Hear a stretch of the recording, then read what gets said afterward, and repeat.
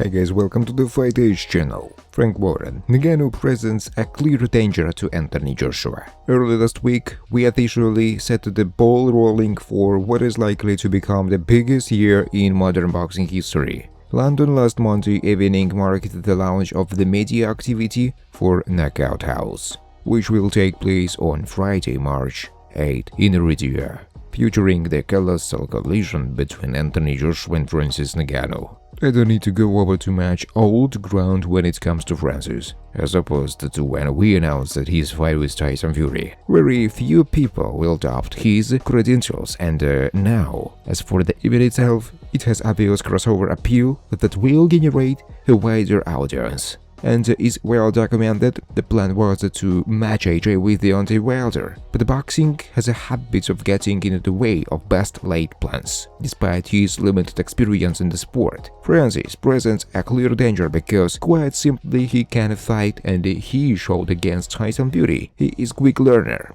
An interesting point was made during all the post-press conference interviews that this will be the first time AJ will come up against someone of similar or bigger dimensions than himself. Francis is a man mountain, and AJ cannot be accused of not picking on someone who is own size this time around. Will this be a factor on the night? We will have to wait and see, but in no way, shape or form will Francis ever be a knockover job for anybody. Let's put it this way: if there are any more like him knockout about in Cameroon, forget about MMA and get in touch, please. Just imagine if Francis had followed up on his first love boxing right from the start. The March date in Riyadh comes just a few short weeks, and then Joshua seemed like a broken man. He ditched his original trainer, Rob McCracken, several years ago following a few lackluster performances. Since then, Joshua has been looking for answers.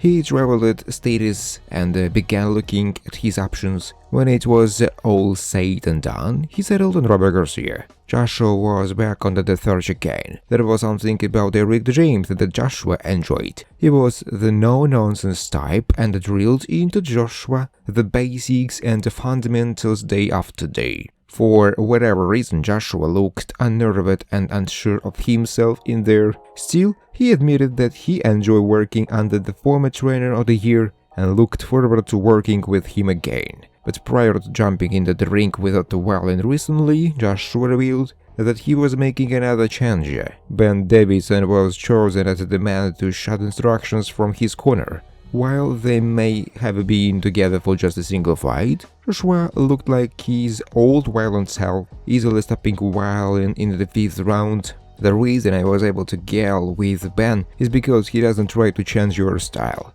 Joshua said. With Davison, it hasn't been about the X's and O's, but more so about perpetual reminders. I went to a stage where I was trying to change my style. A bit of back foot boxing, box behind the jab, stick and move, not a big explosive, control the pace, stuff like that. But Ben was like, "That's not your body type. You are explosive, go and knock people out," Joshua said.